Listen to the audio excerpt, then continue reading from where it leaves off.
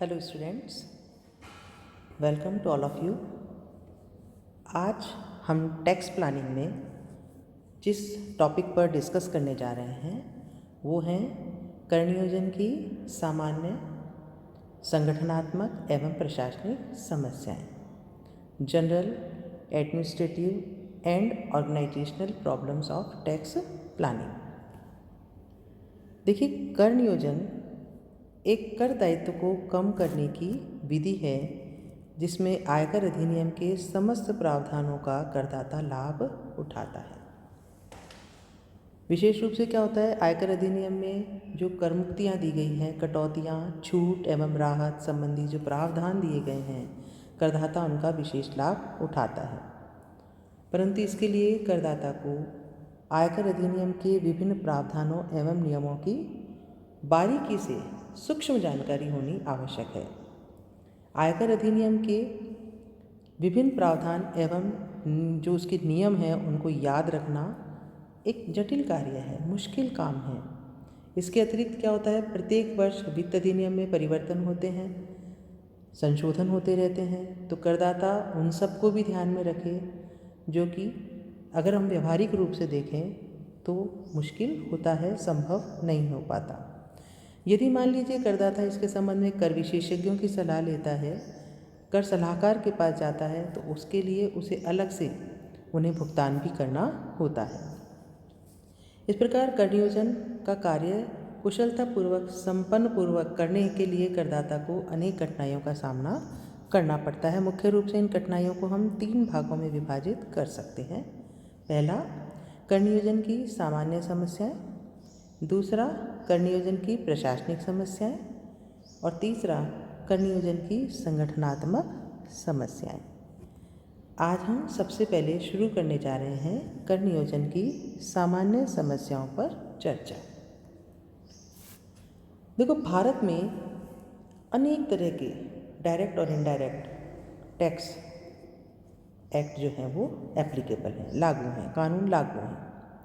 प्रत्यक्ष कर में मुख्य रूप से हम आयकर को लेते हैं, और ये सभी जो कर कानून हैं उनका अधिकतम लाभ उठाने के लिए करदाता को इन कानूनों के नियम, प्रावधान, संबंधित शर्तों की जानकारी होना आवश्यक है। तभी वो क्या कर सकता है, इसमें जो उसे कर मुक्ति की मिली हुई है, छूट मिली हुई है, कटौतियाँ मिली हुई है, उसका वो अधिकतम लाभ उठा सकता है। और यदि मान लो इस कार्य को करने में वो जरा सा भी चूक जाए, उससे जरा भी कोई गलती हो जाए, तो उसका ये जो कर नियोजन है, कर नियोजन की श्रेणी में नहीं रह करके कर चोरी की श्रेणी में चला जाता है। इस प्रकार से कर नियोजन एक काफ़ी कठिन और जटिल कार्य है जिसे करदाता को बहुत ही सावधानी से करना चाहिए।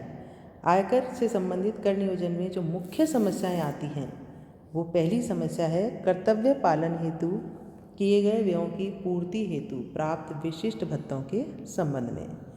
देखिए, सेकेंड ईयर में इनकम टैक्स में आपने पढ़ा होगा, करदाता को अपनी ड्यूटी फुलफिल करने के लिए, कर्तव्य पालन के लिए कुछ विशिष्ट भत्ते मिलते हैं।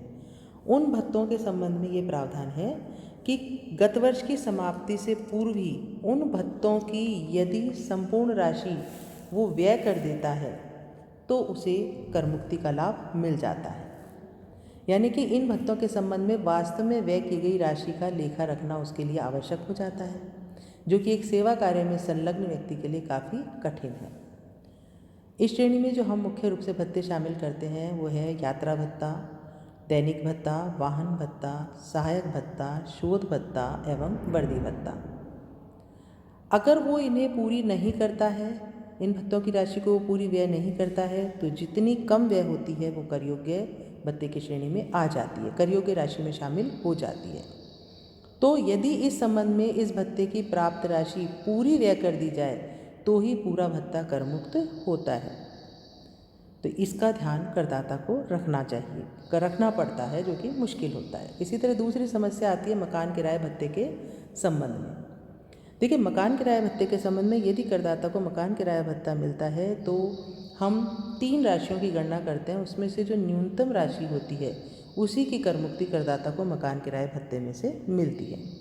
इन 3 राशियों में सबसे पहली राशि हम लेते हैं भत्ते की वास्तविक प्राप्त राशि। दूसरा हम लेते हैं एक्चुअल रेंट पेड, उस अवधि में करदाता ने जो मकान किराए पे लिया है उसका वास्तव में चुकाया गया किराया, माइनस 10% ऑफ सैलरी, उसमें से हम वेतन के 10% को कम करते हैं। तीसरी जो राशि हम लेते हैं वो लेते हैं संबंधित अवधि के वेतन का 40%। इसमें भी यदि करदाता मुंबई, कोलकाता, चेन्नई या दिल्ली, मुंबई, कलकत्ता या मद्रास की दशा में अगर करदाता वहाँ रहता है तो वेतन का 50% जो है वो हमें लेना होता है। अब इन तीनों में से जो राशि सबसे कम होगी वो करदाता के भत्ते की राशि में से कम करके उसे कर मुक्ति का लाभ दिया जाएगा। तो ऐसे में करदाता की बहुत सारी चीज़ें देखनी पड़ती है कि वेतन में क्या शामिल किया जाएगा, या करदाता दिल्ली, मुंबई, कलकत्ता या मद्रास का है तो उसके वेतन का 50% लेते समय हम वेतन की क्या राशि शामिल करेंगे। तो जब हम इसका मैं जब आपको इसके प्रैक्टिकल न्यूमेरिकल करवाऊंगी तब मैं आपको बताऊंगी कि कितनी बातों का करदाता को ध्यान रखना होता है। अगली समस्या आती है अवकाश के नकदीकरण के संबंध में समस्याएं। देखिए, जब सेवा काल के दौरान करदाता जब अपनी सेवाएं देता है तो उसे सेवा शर्तों के अनुसार विभिन्न प्रकार के अवकाश भी प्रदान किए जाते हैं। ये अवकाश या तो कर्मचारी उपभोग कर लेता है या सेवा शर्तों के अनुसार उपभोग नहीं करता है तो अवकाश या तो उसे अर्जित अवकाश में अवधि में जोड़ दिया जाता है और उसके बदले में उसे नकद राशि प्राप्त होती है। इस प्रकार के अर्जित अवकाशों का नकदीकरण सेवा काल के दौरान अथवा सेवानिवृत्ति या मृत्यु पर किया जा सकता है। इस तरीके से जो अर्न्ड लीव सैलरी है, अर्जित अवकाश वेतन है, उसके संबंध में आयकर अधिनियम में जो प्रावधान है वो क्या है कि या तो पहला प्रावधान तो इसमें क्या आता है कि सेवा काल के दौरान प्राप्त अवकाश वेतन, यदि मान लीजिए ड्यूरिंग द सर्विसेज ही एम्प्लॉय ने, कर्मचारी ने, करदाता ने अपनी अर्जित अवकाश को के लिए अगर उसने राशि प्राप्त कर ली है, उसको सरेंडर करके यदि उसने कोई राशि प्राप्त कर ली है तो उस सभी कर्मचारियों के लिए पूर्णतया कर योग्य होगा, चाहे कर्मचारी सरकारी हो या गैर सरकारी। परंतु यदि सेवानिवृत्ति पर उसे अर्जित अवकाश वेतन प्राप्त होता है तो उसके लिए जो प्रावधान है उन्हें फिर दो भागों में बांटा गया है। पहला, सरकारी कर्मचारी की दशा में केंद्रीय एवं राज्य सरकार के कर्मचारी को सेवानिवृत्ति के समय प्राप्त अर्जित अवकाश वेतन पूर्णतया करमुक्त होता है। और यदि मान लीजिए कर्मचारी की सेवानिवृत्ति से पूर्व उसकी मृत्यु हो जाए और उसके उत्तराधिकारियों को यदि अर्जित अवकाश वेतन दिया जाता है तो भी वह पूर्णतया करमुक्त होता है। गैर सरकारी या अर्ध सरकारी एवं स्थानीय सत्ता के कर्मचारियों की दशा में यदि उसे अर्जित अवकाश वेतन मिलता है तो हम 4 राशियों की गणना करते हैं और चारों में से जो सबसे न्यूनतम होती है उसकी करमुक्ति करदाता को दी जाती है। पहली राशि वास्तव में प्राप्त अर्जित अवकाश वेतन की राशि, दूसरी 10 माह का औसत वेतन के आधार पर वेतन, तीसरा सरकार द्वारा अधिसूचित राशि जो अधिकतम 3 लाख रुपए है, चौथी और अंतिम सेवानिवृत्ति पर शेष रहे अर्जित अवकाश की अवधि का औसत वेतन के आधार पर वेतन। अब देखिए यहाँ औसत वेतन से क्या तात्पर्य है। औसत वेतन से तात्पर्य है सेवानिवृत्ति के तुरंत पूर्व के 10 माह की अवधि के प्राप्य या प्राप्त वेतन के आधार पर ज्ञात की गई राशि।